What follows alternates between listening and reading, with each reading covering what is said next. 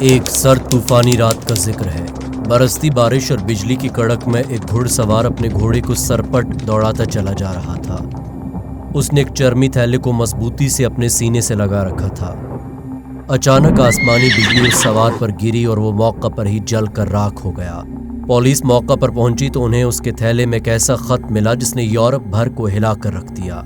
اس خفیہ خط نے تاریخ کا دھارا بدل دیا۔ کون تھا یہ گھڑ سوار اور کیا تھا اس خط میں؟ وہ یہ خفیہ خط کس کے پاس لے کر جا رہا تھا؟ جاننے کے لیے دیکھتے رہیے یہ ویڈیو۔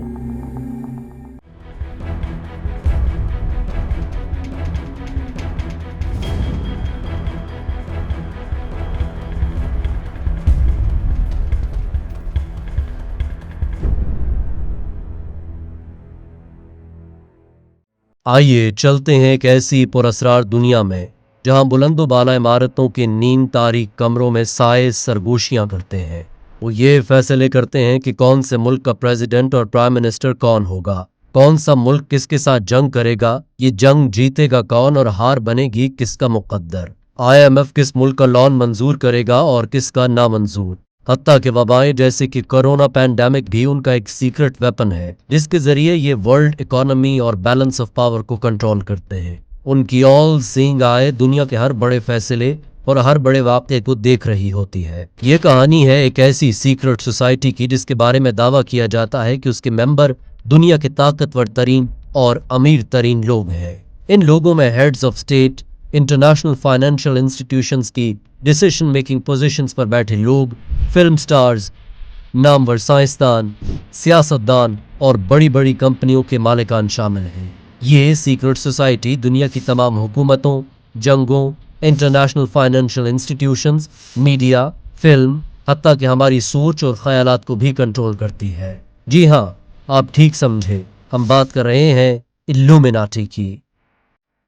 دعویٰ کیا جاتا ہے کہ الومیناٹی کا الٹیمیٹ گول ایک نیو ورلڈ آرڈر قائم کرنا ہے، ایک ایسا نظام جس میں پوری دنیا ایک ہی گورنمنٹ، ایک ہی فائنینشیل سسٹم اور ایک ہی لاء کے تحت چلائی جا سکے۔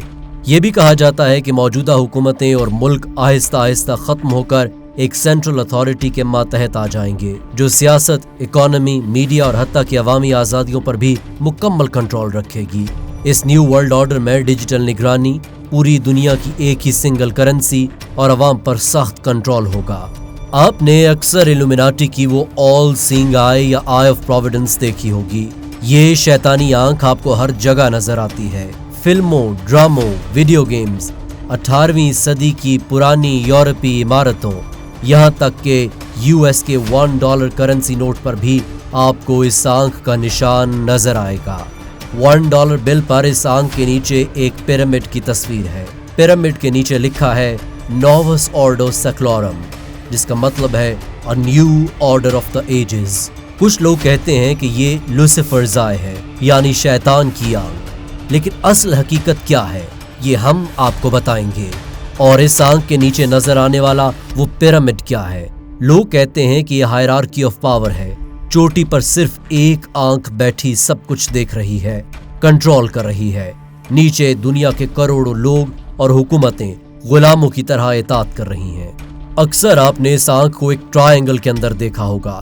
یہ وہی ٹرائنگل ہے جو آپ کو اکثر بڑی بڑی سیلیبریٹیز بھی پبلکلی بناتی نظر آتی ہیں۔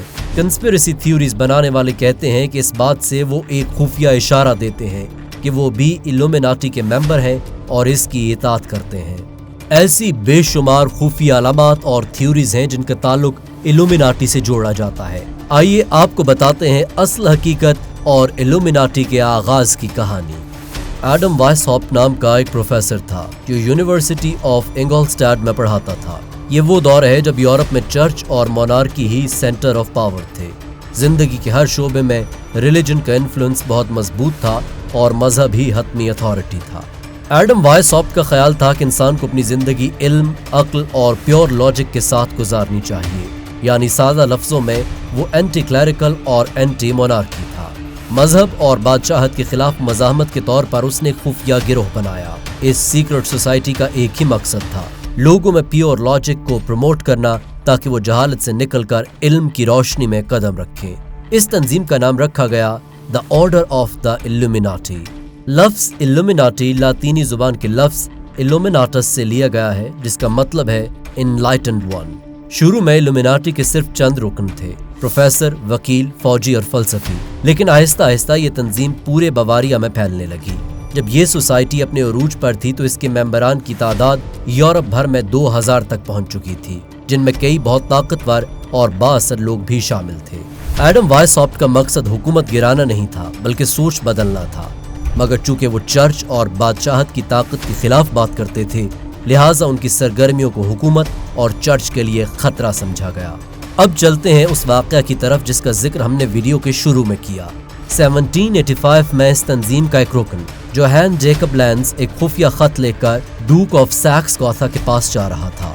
डूक ऑफ सैक्स गॉथा इस सोसाइटी से हमदर्दी रखता था और उन्हें डूक से ताउन मिलने की उम्मीद थी। रास्ते में जैसा कि आपने देखा, आसमानी बिजली गिरी और वो मौका पर ही हलाक हो गया। जब उसके सामान की तलाशी ली गई तो इसमें इल्यूमिनाटी के मंसूबे, अराकीन के नाम और तंजीम के मकासद से मुताल्लिक कागजात मिले। ये वो पहला मौका था जब बवारियन हुकूमत को इस खुफिया गिरोह के वजूद का इल्म हुआ।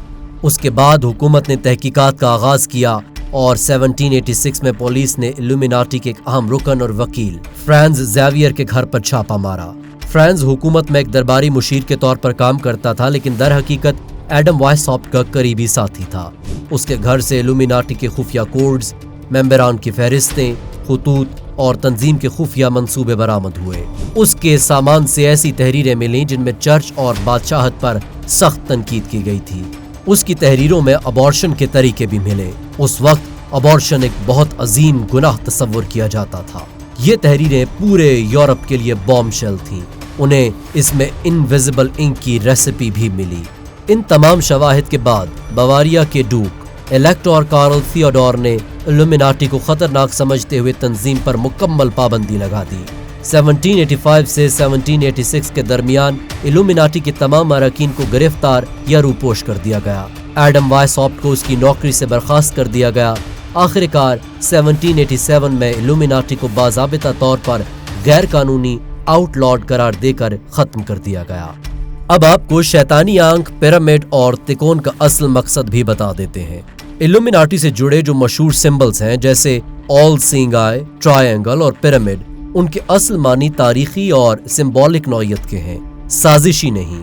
ऑल सीइंग आई या आई ऑफ प्रोविडेंस दरअसल एक कदीम मजहबी और फिलोसॉफिकल सिंबल है जो ये जाहिर करती है कि खुदा या हायर कॉन्शियसनेस सब कुछ देख रही है। ये अलामत क्रिश्चियन आर्ट और फन तामीर में सदियों से इस्तेमाल हो रही है। इल्यूमिनाटी के वजूद में आने से बहुत पहले से ट्रायंगल बैलेंस और नॉलेज की 3 बेसिक पावर्स को जाहिर करता है।